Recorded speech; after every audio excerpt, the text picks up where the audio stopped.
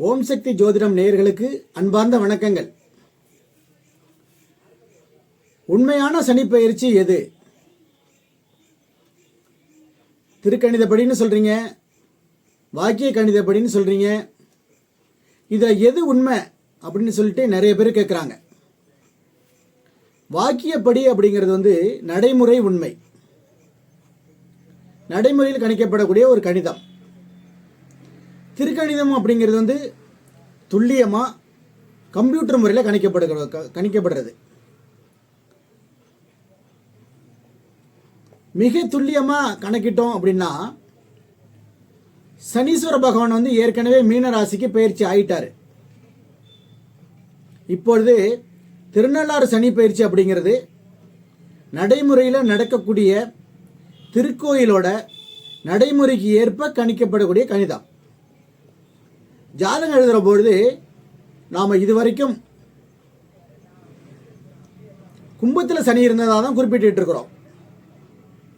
வர்ற மார்ச் மாதம் 6ஆம் தேதிக்கு அப்புறம் வாக்கிய கணித முறைப்படி காலையில் கும்பராசியிலிருந்து புரட்டாதி நட்சத்திரம் 4ஆம் பாதத்தில், அதாவது மீனராசியில் சனீஸ்வர பகவான் பயிற்சியாக போகிறார். நடைமுறை கணிதப்படி இதை நாம் எடுத்துக்கலாம். ஏற்கனவே சனீஸ்வர பகவான் மீனராசியினுடைய பலன்களை தான் கொடுத்துக்கிட்டு இருந்தார். இப்பவும் மீனராசியினுடைய பலன்களை தான் கொடுக்க போறார். அதீத சக்திகளையும் அழியாத சொத்துக்களையும் ஆயுள் பலத்தையும் தொழில் முன்னேற்றத்தையும் தரக்கூடிய சனீஸ்வர பகவான் தன்னோட சொந்த ராசியிலிருந்து, தன்னுடைய ராசியிலிருந்து குரு பகவானோட ராசிக்கு பயிற்சியாக போறார்.